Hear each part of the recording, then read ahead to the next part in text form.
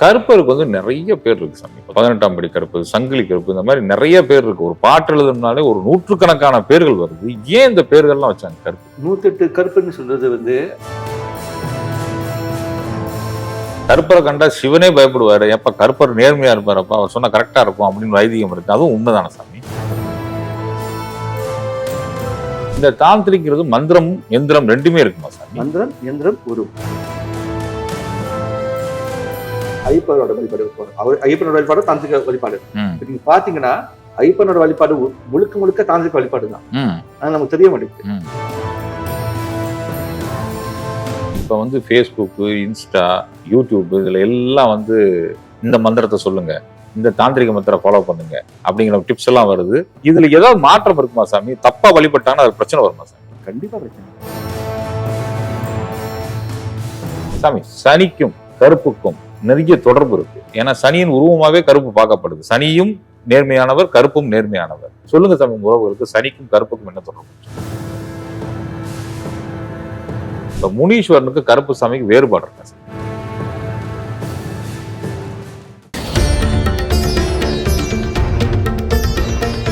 குருஜி மகாவிஷ்ணுவுடன் நேரடி சந்திப்பு ஜூன் 1 முதல் 15 வரை சேலம், திருச்சி, மதுரையில் நேரடி தொடு தீட்சை, ஆன்மீகம் மற்றும் பொருளாதார முன்னேற்றம் பெறுங்கள். மற்றும் ஜூன் 28 சென்னை மாடம்பாக்கத்தில் பிரம்மாண்ட மகா சத்சங்கம், சக்தி வாய்ந்த தியானம் மற்றும் நயன தீட்சை. குருஜி மகாவிஷ்ணுவின் நேரடி ஆசீர்வாதத்துடன் உங்கள் தொழில் மற்றும் ஆன்மீக வாழ்வை அழகாக்குங்கள். வாய்ப்பை தவறவிடாதீர்கள். உடனே முன்பதிவு செய்யுங்கள்.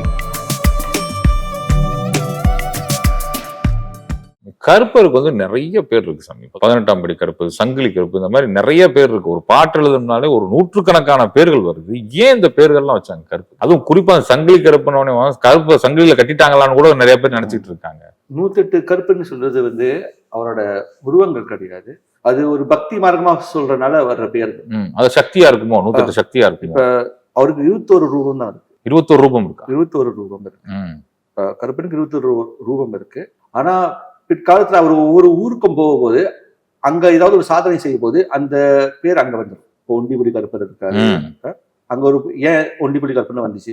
ஏன்னா அவர் தனியா நின்று மந்திரவாதத்தெல்லாம் எதிர்த்து நின்றனால ஒண்டிபுடி தனியா போய் நிற்கிறாரு, ஒண்டிபுடி கருப்பர்னு வந்துச்சு. இப்ப சங்கிலி கருப்பர்னு சொன்ன பேர் வந்து நான் சொன்னல, இந்த மாதிரி வீரபத்திரர் வந்து அந்த கட்டி வைக்கும் போது அதை அடிச்சு வரும்போது அவருக்கு இந்த சங்கிலி கருப்பர்னு வந்துச்சு. இப்போ மகாகாலன் என்ற பேர் வந்து பெரிய கருப்பர்னு வந்துச்சு. ஒவ்வொரு சாதனை செய்யும் போது அவரோட பேர் வந்து இந்த மாதிரி அந்த சாதனையை பொறுத்து அந்த பேர் வருது.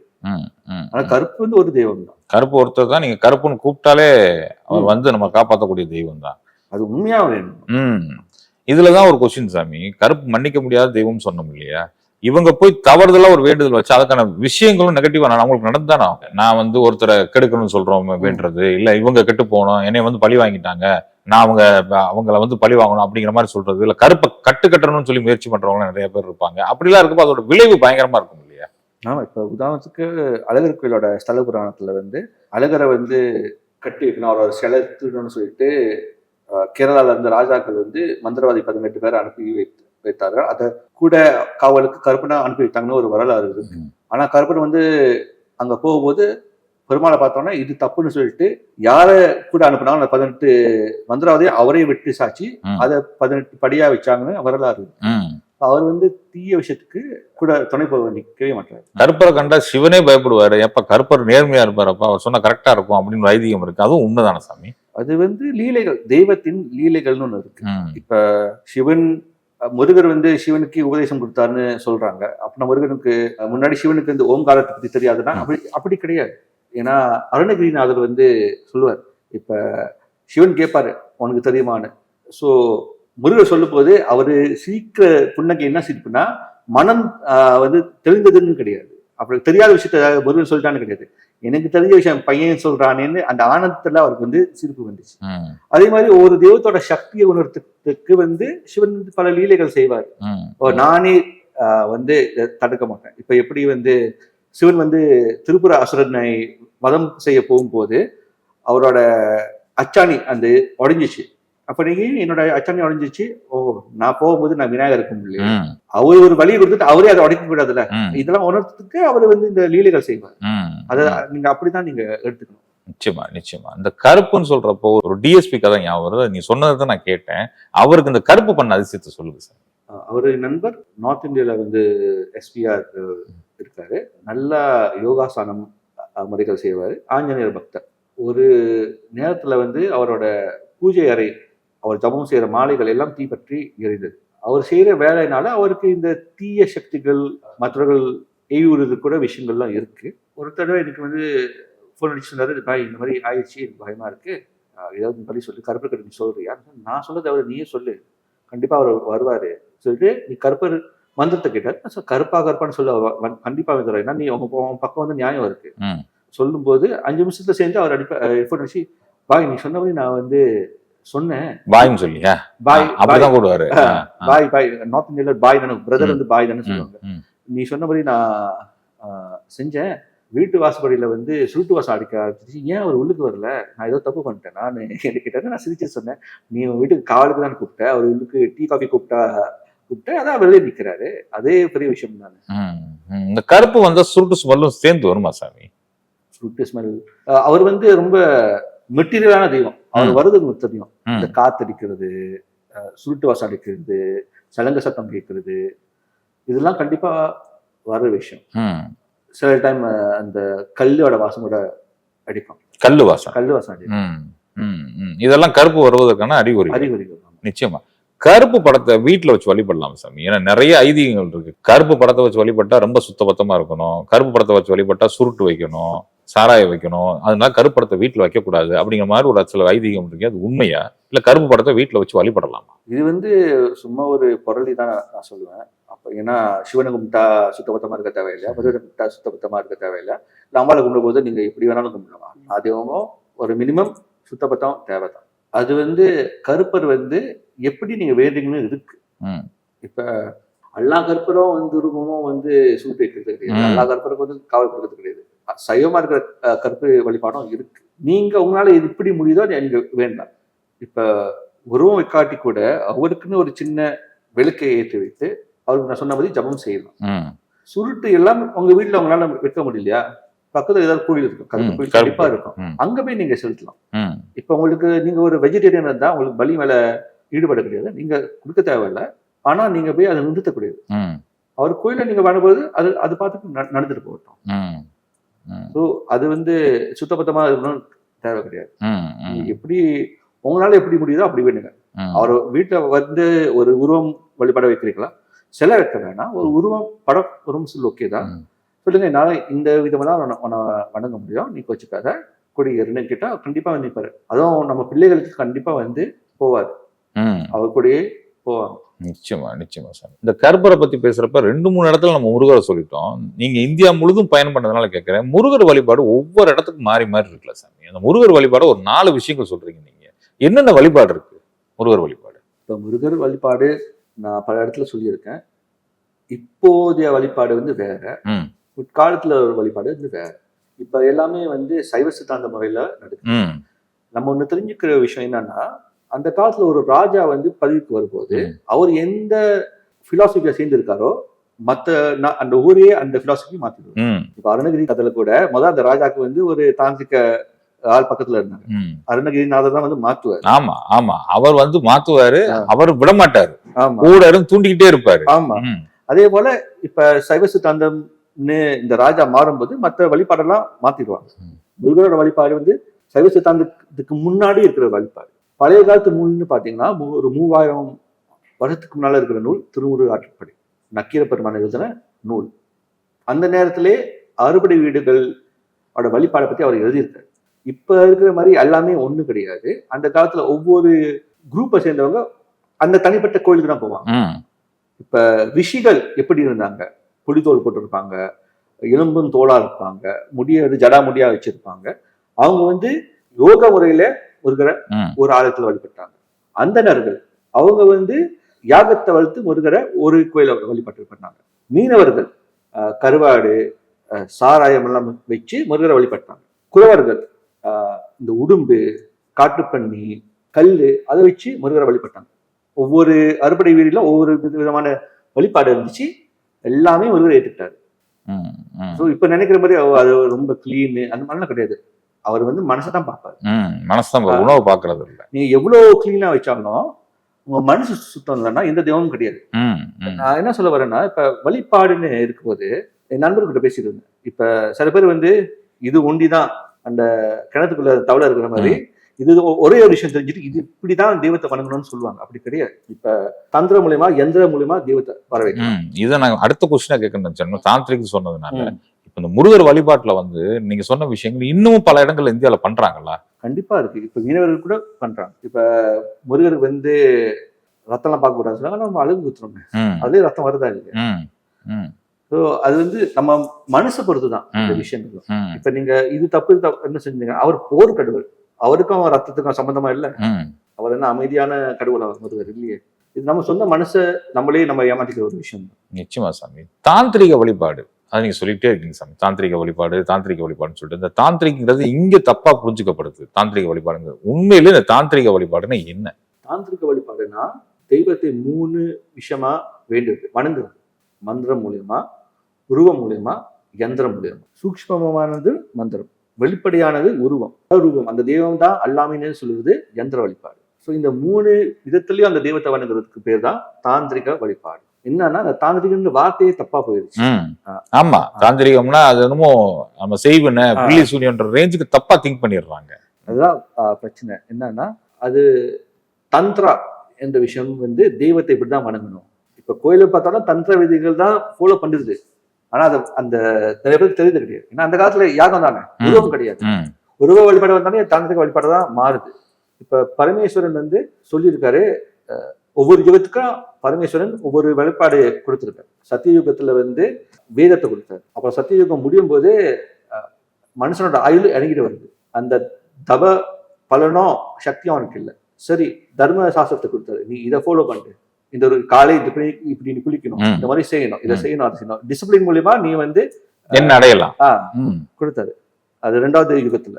அந்த யுகம் முடிஞ்ச போது சிவன் சொன்னாரு, உனக்கு அந்த மொத யுகத்தோட சக்தியும் கிடையாது, 2வது டிசிப்ளினும் கிடையாது. சரி, பக்தி மார்க்கத்தை கொடுத்தாரு. சரி, நீ வந்து உனக்கு எந்த தெய்வத்தை பிடிக்கிறதோ அதையே நீ எல்லாத்தையும் அர்ப்பணம் செஞ்சிரு. அதுக்காண்டி நான் புராணத்தை கொடுக்குறேன். 2 லட்சம் புராணத்தை கொடுத்தாரு. இப்போ ஒரு 18 புராணம் தான் இருக்கு.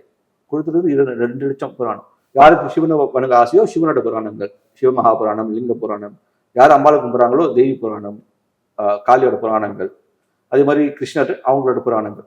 ஸோ எந்த தெய்வத்தை நீ வேணுமோ அந்த புராணத்தை நீ ஃபாலோ பண்ணிட்டு பக்தி மூலியமா, பக்தி மார்க்கத்துல நீ அவரை போய் அடைய வேண்டும். கடைசியா சிவன் சொல்றாரு, இப்ப கலியுகத்துல வந்திருக்கோம், உனக்கு முதல்ல டிசிப்ளினும் கிடையாது, எதுவுமே கிடையாது, பக்தியும் கிடையாது. ஏன்னா பக்தினா எல்லாத்தையும் நம்ம யாருக்கு இப்ப டோட்டல் சரண்டர் இருக்கு, உண்மையா பேச யாருக்குமே எல்லாருக்கும் ஆசைகள் இருக்கு. எதுவுமே கிடையாது. நான் அதனால உங்க தந்திரத்தை கொடுக்குறேன். தந்திரத்தை மூலியமா முதல்ல ஆசையை நீ வந்து நிறைவேற்றிக்க. ஆமா, எது உங்களுக்கு வேணுமோ அது மூலியமா. இப்ப எதுவுமே இல்லாம நீ மந்திரத்தை சொன்னா உங்களுக்கு இது கஷ்டமா இருக்கும். ஒரு விஷயத்தை நோக்கி நீங்க செய்யும் போது கிடைக்கும் போது அந்த நம்பிக்கை தானாகும். இதுக்கு முன்னால நீ முதல்ல அந்த நம்பிக்கை வை, அதுக்கப்புறம் கிடைக்கும். இப்பெல்லாம் இல்லை, நீ வந்து ரிசல்ட்ஸ் கிடைச்ச பிறகுதான் நம்பிக்கை வரும். ஸோ ஒவ்வொரு விஷயமா நிறைவேற்றும் போது நான் சொன்னால எப்படி மகாகணபதி எனக்கு இந்த மாதிரி உதவி செய்ய நம்பிக்கை தானா வரும். வரும்போது ஒரு கட்டத்துல வந்து உங்களுக்கு நேச்சுரலாவே அவருக்கு தெரியும்பா, நான் செய்யறேன், ஜபத்தை செய்யறேன், அதோட பலனை அவர்கிட்ட கொடுத்துறேன். அவருக்கு தெரியும் எப்படி எப்ப எனக்கு கொடுக்கணும். அது நேச்சுரலா வர்ற ஒரு, அதுக்கு பேர் தான் தந்திரம். கடமை செய் பலன் எதிர்பார்க்கிறது ஒருவேளை இதுதானோ? அது நேச்சுரலா வருது. நீங்க ஃபோர்ஸ் பண்ணி அதை செய்ய முடியாது. சோ தந்திர முறையை கொடுத்தாரு. இப்ப தந்திர முறையை கொடுத்துட்டு சிவன் சொன்னாரு, அதை கொடுத்துட்டு நீங்க வேற விஷயத்த செஞ்சீங்கன்னா தண்ணியை தேடி கங்கை கரையில போய் நீங்க வந்து தோண்டி தண்ணி தேடுற மாதிரி இருக்கு. கங்கை கரையை தண்ணி அங்கதானே இருக்கு. அதுதான் சிவன் வந்து மகாநிர்வாண தந்திரா என்ற ஊர்ல வந்து சிவபெருமன் சொல்லியிருக்காரு. இந்த தாந்திரிக்கிறது மந்திரம் எந்திரம் ரெண்டுமே இருக்குமா சாமி? மந்திரம் எந்திரம் உருவம். மந்திரம் வந்து சூக்ஷ்ம உருவம், உருவம் வந்து ஒவ்வொரு மந்திரத்துக்கு. இப்ப கணபதிக்கு 32 உருவங்கள் இருக்கு. ஒவ்வொரு உருவத்துக்கு ஒரு மந்திரம் இருக்கு. யந்திரம் வந்து அந்த தெய்வம் நடுவுல இருப்பாங்க, அவங்களோட பரிவார தெய்வங்கள், ஆவரண தெய்வங்கள், எல்லா தெய்வத்தையும் நீங்க வணங்குங்க. அந்த நடுவுல இருக்கிற தெய்வம் தான் பல தேவதான்னு வணங்குறது. பல தேவதானா எல்லாமே அவரு தான். இப்ப அந்த தெய்வத்தை கருப்பனா கூட இருக்கலாம், அம்பாலா கூட இருக்கலாம், சிவனா கூட இருக்கலாம், ஆஞ்சநேயர் கூட இருக்கலாம். இப்ப ஆஞ்சநேயர் வேணீங்கன்னா அவருக்குன்னு இருக்காங்க, ஜாம்பவான், சுக்ரீவன் போன்ற தெய்வங்கள்லாம் அவங்களோட சேர்ந்து வணங்குவீங்க. அம்பாலா கும்பிட்டு அவங்களோட பரிவார தெய்வங்கள், அவரையும் அவரை சார்ந்தவர்களையும். ஆமா, எப்படி சொல்றேன்னா ஐயப்பனோட வழிபாடு வரும். அவர் ஐயப்பனோட வழிபாடு தாந்திரிக வழிபாடு. இப்ப நீங்க பாத்தீங்கன்னா ஐயப்பனோட வழிபாடு முழுக்க முழுக்க தாந்திரிக வழிபாடு தான். ஆனா நமக்கு தெரிய மாட்டேங்குது. இப்ப அவர் கும்பிடுறது என்ன நடக்குது? முதல்ல நீ போய் தீட்சை எடுக்கணும், ம். மாலை போடணும். ஆமா. யாருக்கிட்ட பண்ணணும்? ஒரு குருசாமி கிட்ட போகணும். இதுதான் தாந்திரிக வழிபாடுல எனக்கும் தோணுச்சு. சும்மா ஒரு சும்மா போக முடியாது. இப்ப நிறைய பேர் சும்மா ட்ரிப் மாதிரி போயிட்டு வராங்க. அது வந்து புண்ணியம் கிடையாது. ஒரு குருசாமியை போய் தேடணும், அந்த விதிமுறைகள் கத்துக்கணும், அவருக்கு தீட்சை கொடுப்பாரு. பிறகு விரதம் எடுக்கணும், 48 நாள் எடுக்கணும். அது அவருக்கு கடுமையான விரதம் இருக்கவங்க வந்து வீட்டுக்கே கூட போக மாட்டாங்க. ஆமா. கோயில்ல போய் படுத்து வந்துட்டு கோயில்ல இருந்து அப்படியே கிளம்பிடுவாங்க. ஆமா. சாப்பாடு கூட கோயிலுக்கு வந்துடும், அப்படிதான் இருப்பாங்க. அதை முடிச்சுட்டு எல்லாம் முடிச்ச பிறகுதான் நீங்க வந்து யாத்திரைக்கே போவீங்க. அந்த யாத்திரையே கடைசி தான். ம். அந்த முழுமையான விஷயம் வந்து அந்த சபரிமலை யாத்திரை கூட கிடையாது. அந்த அந்த procedures-அ follow பண்றது 40 நாள் தாந்திரிகம். என்ன செய்றீங்க? ம். அதுதான் அந்த விஷயங்கள். இதுதான் தாந்திரிக முறை. ம். இப்ப உங்ககிட்ட சொல்லியிருக்கேன், ஐயப்பனுக்கு வந்து 3 படை தளபதிகள் இருக்காங்க. பூதநாதர், கருப்பன், மாடசுவாமி. பூதநாதருக்கு வந்து அசைவம் கொடுக்க மாட்டாங்க. இதுக்கு பெருசா சோறுலாம் கொடுப்பாங்க, வெஜிடபிள்ஸ் தான் கொடுப்பாங்க. ஆனா அசைவ படையில கிடையாது. கருப்பனுக்கு பலி பூஜைகள் இருக்கு. மாடசுவாமி வந்து சுடுகாட்டுலாம் கூட வணங்குவாங்க. அவருக்கு அந்த பண்டி இந்த மாதிரி விஷயங்கள் இருக்கு. இது சாத்விக முறை. 2வது வந்து ராஜசிக முறை. 3வது தாமசிக முறை. 3 பேரும் ஏன் சுவாமி ஐயப்பனுக்கு வந்து படைத்தளபதிகளா இருக்காங்க? அது ஒரு பிலாசபிக்க உணர்த்துது. இந்த மூலியமாவும் நீங்க வந்து சாமியை அடையலாம். உங்களோட குணாதிசயங்கள் எப்படி இருக்கு? ஏன்னா நமக்குன்னு எல்லாருக்குமே ஒரு குணாதிசயங்கள் இருக்கும். இப்ப ஒரு சிஷபிள் இருக்கா, யுவராஜ்னு. அவனுக்கு சரஸ்வதி படத்தை பார்த்தா அவனுக்கு எந்த ஃபீலிங்ஸும் வராது. அது ரொம்ப எனக்கு சாத்விகமா. எனக்கு வணங்கணும் கூட அந்த ஆசை கிடையாது. அவனுக்கு வந்து இந்த ஆகர்வ பத்திரகாளியை பார்த்தா அப்பதான் அவனுக்கு வந்து அந்த ஆசை வரும். சில பேருக்கு வந்து எனக்கு ஆஞ்சநேயர் பார்த்தா எனக்கு வந்து அந்த உணர்ச்சி வரும். சில ரொம்ப அமைதியா இருக்கிறவங்களுக்கு அந்த சரஸ்வதி போன தெய்வங்களை பார்த்தா அவங்களுக்கு அந்த இது வரும். காவலர்கள் பார்த்தா ரொம்ப பயங்கரமா இருக்காங்க. நம்மளோட குணாதிசயங்கள் இருக்கு. அதை பொறுத்து தாந்திரிக முறையில சாத்விகமாவோ இல்ல ராஜசிகமாவோ தாமசிக்கமோ வணங்கணும். அதுதான் தாந்திரிக முறை. நிச்சயமா. இப்ப வந்து ஃபேஸ்புக், இன்ஸ்டா, யூடியூப் இதுல எல்லாம் வந்து இந்த மந்திரத்தை சொல்லுங்க, இந்த தாந்திரிக மந்திரம் ஃபாலோ பண்ணுங்க அப்படிங்கிற டிப்ஸ் எல்லாம் வருது. நிறைய உறவுகள் அதை பயன்படுத்தி பாக்குறாங்க. நான் 48 நாள் சொல்றேன், 58 நாள் சொல்றேன். இதுல என்ன எனக்கு கேள்வினா, ஒரு குருவோட வழிகாட்டுதல் பண்றது வேறு. இப்ப நான் ஒரு தகவலை தெரிஞ்சிருக்கேன், நான் யூடியூப்ல சொல்றேன், அதை அவங்க ஃபாலோ பண்றாங்க அப்படிங்கிறப்ப அதோட வழிபாடுங்கிறது வேறு. இதுல ஏதாவது மாற்றம் இருக்குமா சாமி? தப்பா வழிபட்டாங்கன்னா அது பிரச்சனை வருமா சாமி? கண்டிப்பா பிரச்சனை வரும். பக்தி மார்க்கம் நாம ஜபத்துல எந்த பிரச்சனையும் கிடையாது. நாம ஜபம்னா ஸ்ரீ மகாகணபதியை நம, ஸ்ரீ சங்கிலிகர்ப சுவாமினியை நம, நாமஜபம். நாமஜபம் வந்து யார் வேணாலும் சொல்லலாம். இப்ப நீங்க பஸ்லயோ காடியில சொல்லும் போது சொல்லிட்டே போகலாம். அதுக்கு வந்து பிரச்சனைகள் எதுவுமே கிடையாது. சில பேர் ராமஜபம் ராமா ராமா ராமா ராமான்னு சொல்லிட்டு இருப்பாங்க. ஆனா மந்திரம்னு வந்தா, பீஜாட்சரா இருக்கிற மந்திரங்கள்னு வந்தா, தாந்திரிக மந்திரத்துல வந்து உபதேசம் தேவை. ஏன்னா ஒரு குரு உபதேசம் கொடுக்கும் போது அவங்க 1 crore 2 crore 10 crore தடவை அந்த ஜபம் சொல்லி வச்சிருக்காங்க. அதுல கொஞ்சம் சக்தியை வந்து உங்களுக்கு கொடுப்பாங்க. அப்ப நீங்க ஆரம்பிப்பீங்க. இப்ப நான் கருப்பன் வழிபாடம் மகாகணபதி மந்திர ஜபம் தான் நான் கத்துக் கொடுக்குறேன். இப்ப யாரு அதை செஞ்சிருக்காங்களோ அவங்களுக்கு தான் தெரியும் அதுல என்னென்ன பிரச்சனை இருக்கு. ஆமா ஆமா ஆமா. முன்னாடி போனவங்களுக்கு தான் தெரியும் எந்த இடத்துல முள்ளு இருக்கு, எந்த இடத்துல கல் இருக்குன்னு சொல்லிட்டு. இல்ல அவங்களுக்கு ஏதாவது டிஃபெக்ட் வந்தா கூட எப்படி கிளியர் பண்ணணும்னு தெரியும் இல்லையா? அதனாலதான் நான் கேட்டேன். நிறைய பேர் மந்திரங்களை சொல்லி, சோடி பாக்குறவங்க எல்லாம் மந்திரங்களை சொல்லி அவங்க பித்து பிடிச்ச நிலைமைக்கு எல்லாம் போயிடுறாங்க. கலியுகத்துல முக்காவாசி மந்திரம் வந்து சாபம் பெற்ற மந்திரங்கள். அத சாபத்தை நிவர்த்தி பண்றன்னு விஷயங்கள் இருக்கு. சும்மா அந்த மந்திரத்தை சொல்ல முடியாது. இப்ப ஏன்னா கலியுகத்துல மனுஷன் வந்து அதை அபியூஸ் பண்ணக்கூடாது சொல்லிட்டு லாக்ஸ் வச்சிருக்காங்க. கீழக்கம், சாப உதாரணம் எல்லாம் நிறைய விஷயங்கள் இருக்கு. அதெல்லாம் செஞ்சிட்டு பிறகுதான் மந்திரம் வந்து பயன்படுத்த முடியும். 2வது மந்திரங்கள் வந்து தேகத்தையும் பாதிக்கும். ஒவ்வொரு பீஜாட்சரம் ஒவ்வொரு சக்கரத்தை செய்வது அதை சொன்னோம்னு தான் தெரியும் அது எப்படி வேலை செய்யும். அப்போ வழி நடத்த முடியும். இப்ப நான் தீட்சை கொடுக்குறேன் சிஷியனுக்கு, ரெஸ்பான்சிபிலிட்டி ஏன் மேல. ஏன்னா நான் அவனை சிஷியனா ஏத்துட்டு இருக்கேன். ஏதாவது தப்புனா அந்த கர்மம் என்ன வந்து செய்யும். யாரும் யூடியூப்ல மந்திரத்தை கொடுக்கும் போது நீங்க எப்படி வேணா சொல்ல, அவங்களுக்கு சம்மந்தமே கிடையாது. ஏதாவது பாதிப்பு வந்துச்சுன்னா அது ஒன்னதான் வந்து செய்யும். ஸோ ஒரு மந்திரம் தந்திர சாஸ்திரத்துல போட்டுருக்கு. ஒரு மந்திரத்தை நீங்க தெரிஞ்சுன்னா அந்த மந்திரத்தோட கவசம் உங்களுக்கு தெரியணும். அந்த மந்திரத்தோட தியான ரூபம், ஒரு மந்திரத்துக்கும் ஒரு ரூபம் இருக்கு, அது என்னன்னு தெரியும். அந்த மந்திரத்தோட மீனிங் உங்களுக்கு தெரியும். இதெல்லாம் இல்லாம மந்திரத்தை சொன்னீங்கன்னா கோடி தடவை சொன்னா கூட மந்திரம் பழிக்காது.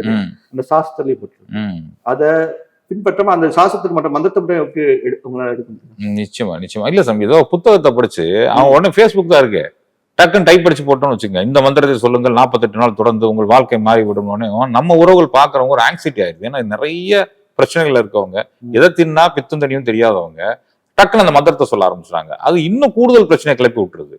நம்ம கேட்கிறப்பதான் சொல்றாங்க, ஏதாவது புது மந்திரம் சொல்லிருக்கீங்களா? ஆமாங்க இப்ப சொல்ல ஆரம்பிச்சேன்னு அதை சொல்லாதீங்க, தயவு செஞ்சு குரு அருளோட சொல்லுங்க. நீங்க பாட்டுக்கு சொல்லி அது நல்லதை போல் கெட்டதும் இருக்கும். ஆமா, நீங்க நல்லதா கெட்டதான் தெரியாது. ஏன்னா ஒரு வார்த்தைகள் ஒரு பிஜி மாறிடுச்சுனாலே அது வேற மாதிரி ரிசல்ட் கொடுக்கும் சாமி. அதனால குருவோட அருளை சொல்லுங்க. அதனாலதான் இந்த விளக்கத்தை கேட்டுக்கிட்டேன் சாமி.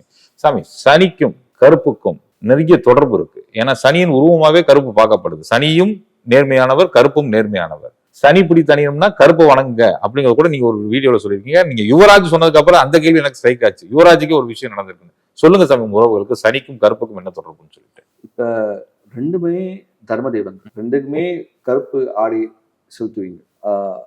ஆங்காரம்னு சொல்லலாம், ஆனா அன்புமிக்க தெய்வம்னு சொல்லலாம். இப்ப சனி பகவான் ஏன் வந்து உங்களுக்கு கஷ்ட காலத்தை கொடுக்குறாரு? போன ஜென்மத்தில் நீங்க ஏதாவது செஞ்சீங்களா? அதோட விளைவுகள், மனசால செஞ்ச தப்புகளுக்கு மனசால பிரச்சனைகள், வாக்கால சொன்ன தப்புகளுக்கு வாக்கால பிரச்சனைகள், உடம்பால் செய்த தப்புக்கு உடம்பால் பிரச்சனைகள். அப்படிதான் கர்மம் வேலை செய்யும். நீங்க எதை வச்சு நீங்க காலத்துல செஞ்சீங்களோ அதே ரூபத்துல வந்து உங்களுக்கு அந்த பிரச்சனைகள். இப்போ யாரோ நீங்க போன ஜென்மத்துல நல்லா சாபம் விட்டு ஏசி வந்து ரொம்ப அவங்க மனசை உடைச்சிங்கன்னா இந்த ஜென்மத்துல உங்களுக்கு கெட்ட பேர் இந்த மாதிரி விஷயங்கள் வரும்.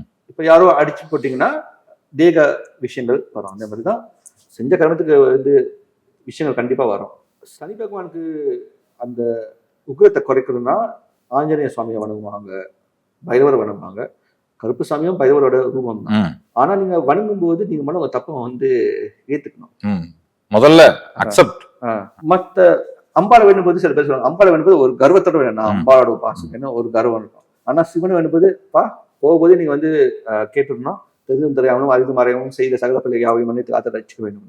ஏன்னா உங்களுக்கு மேல தப்பு இருக்கு. அது வேதத்துல நீங்க எப்படி சொல்லுவீங்கன்னா, சிவனுக்கு வணங்கும் போது ஸ்ரீருத்ரம்னு ஒண்ணு இருக்குல்ல, முதல் சிவனை வணங்காத போது அவரோட ஆயுதத்தெல்லாம் நீங்க வணங்க. அப்பா உங்களோட வில்ல வந்து கழட்டி வச்சிருங்க, உங்க சுகத்தை இப்படி வச்சிருங்க, அமைதியா இருங்க. ஏன்னா சிவன் சொல்லுவாரா, நீங்க சிவனை பார்க்கும்போது அவர் பார்க்காத முன்னே அந்த ஆயுதம் உங்ககிட்ட பாஞ்சிட்டு வந்துடும் நீங்க செஞ்ச தப்புக்கு. அதே மாதிரி சனி பகவான் வந்து ஈஸ்வர பதவி பெற்றவர், சனீஸ்வரன் தானே கும்பிடுறோம்.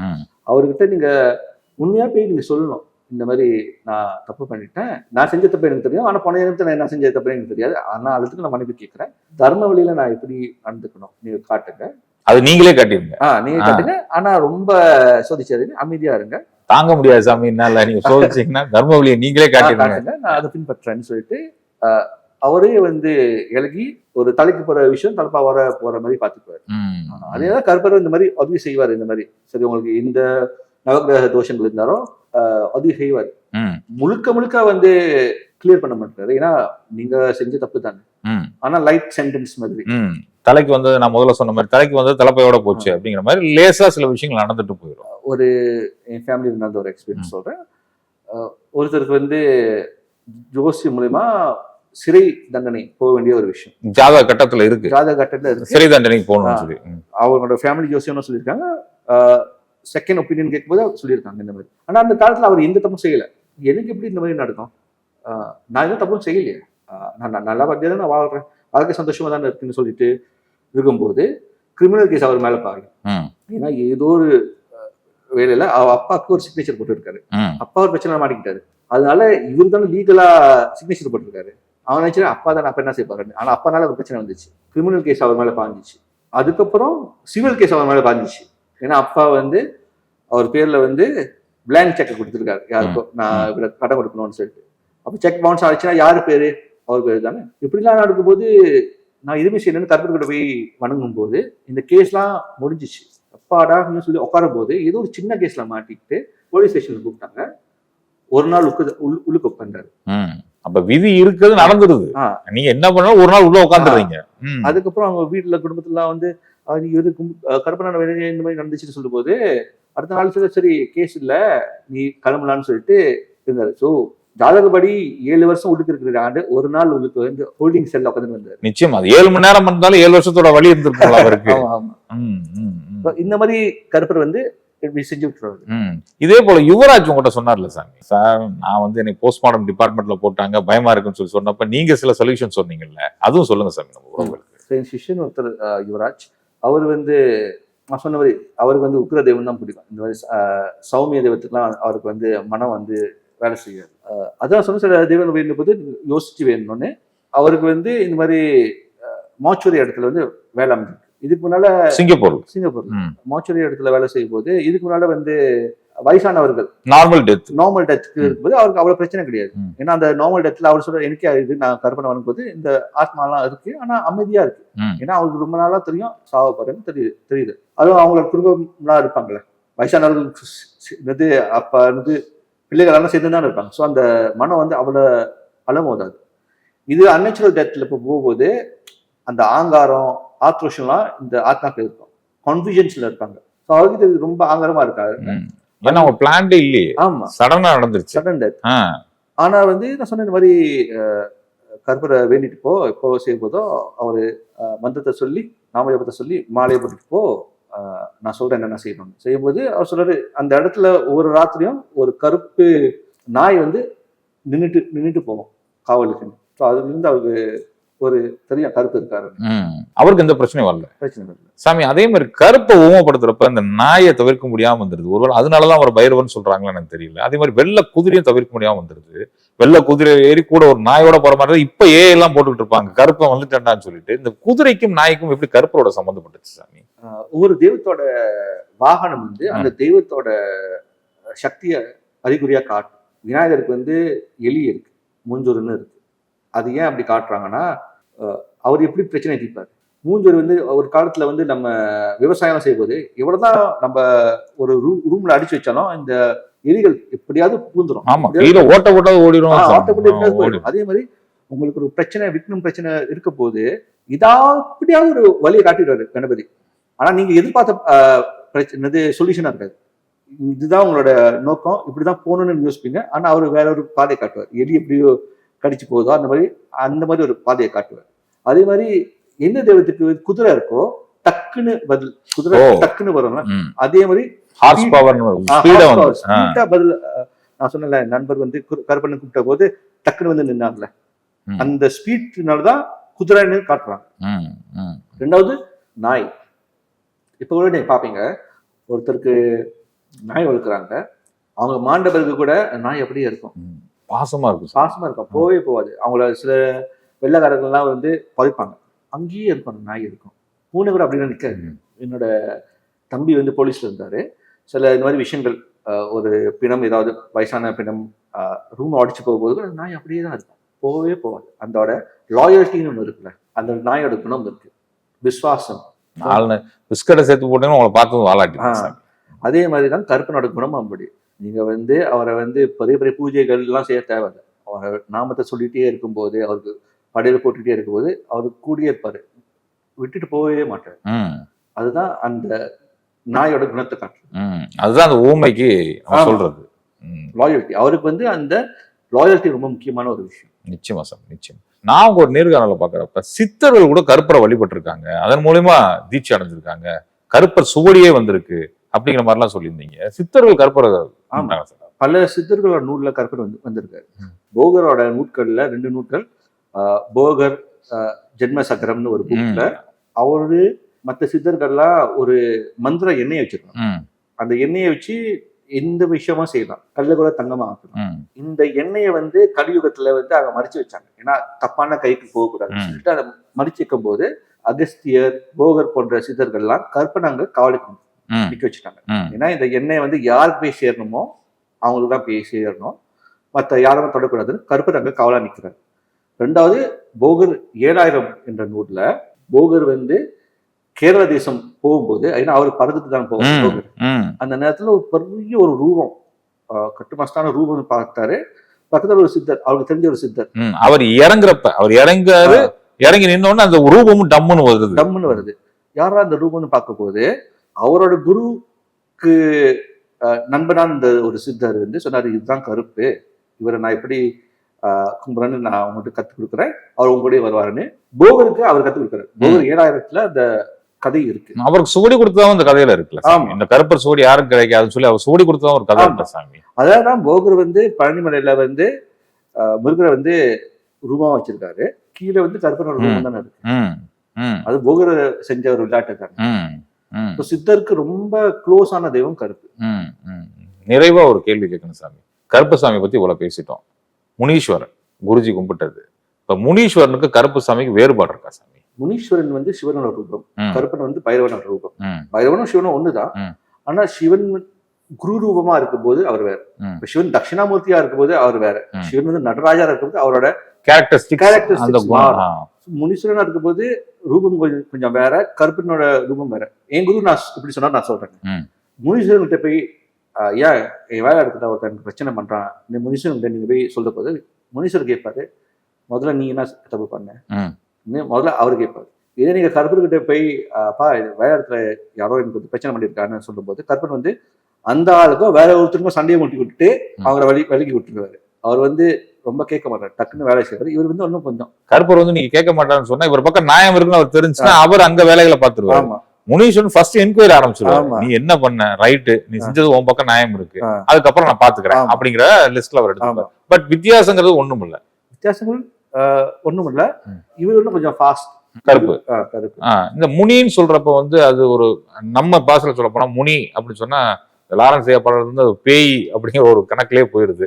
முனினா அப்படித்தான் இருக்குமா, முனி பிடிச்சிருச்சா, முனி அடிச்சிருச்சா அப்படிங்கிறாங்களே, அப்படிதான் முனீஸ்வரன் இருப்பாரா இல்ல முனீஸ்வரன் வேற மாதிரி இருப்பாரா?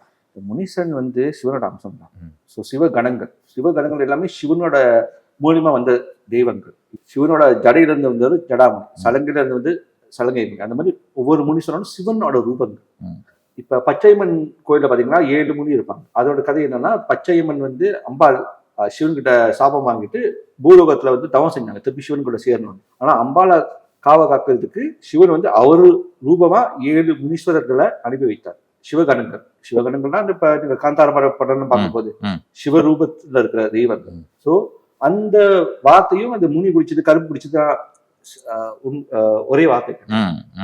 கேட்கறதுக்கு ஒரு மாதிரியான வேற விஷயம். நீங்க வந்து சங்கிலி கருப்புன்னு ஒரு புக் எழுதிருக்கீங்க சாமி. அது ஆங்கிலத்துல இருக்கு, தமிழ் தெலுங்குல இல்ல.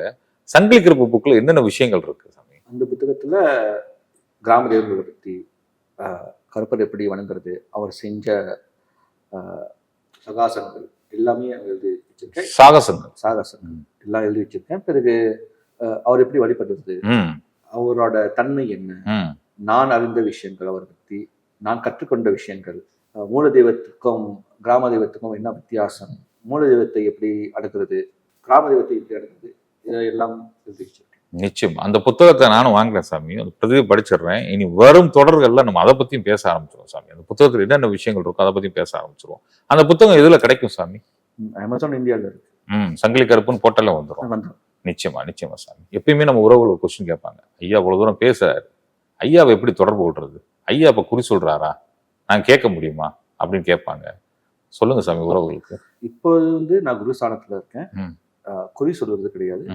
ஆரதி சாதனையும் கருப்பனோட பூஜை முறைகளை நான் கற்றுக்கிட்டு இருக்கேன். அது வந்து வீடியோல நீங்க ஷேர் பண்ணலாம் லிங்க. அது குரூப்ல நிறைய பேர் இருக்காங்க. அவங்க வந்து கருப்பனை வணங்கி அவங்க பெற்ற நன்மைகள் எல்லாம் இருக்கு. ஆங்கிலத்துல மட்டும் தான் உரையாடல் இருக்குமா, தமிழ்லயும்? நிறைய தமிழ் இருக்கிற நிறைய பேர் இருக்காங்க. ஸோ அது மூலியமா கருப்பனை எப்படி நீங்க எளிமையா வழிபடலாம், பிறகு மந்திர சாதன தந்திர விஷயங்கள் நீங்க ஆசை இருக்கும்போது அதை எப்படி முறையாக செயல்படுறது, இந்த யூடியூப்ல ஒரு மந்திரத்தை பார்க்காம எப்படி முறையாக தீட்சை வாங்குறது போன்ற விஷயங்கள் எல்லாம் அதுல நம்ம இருக்கு.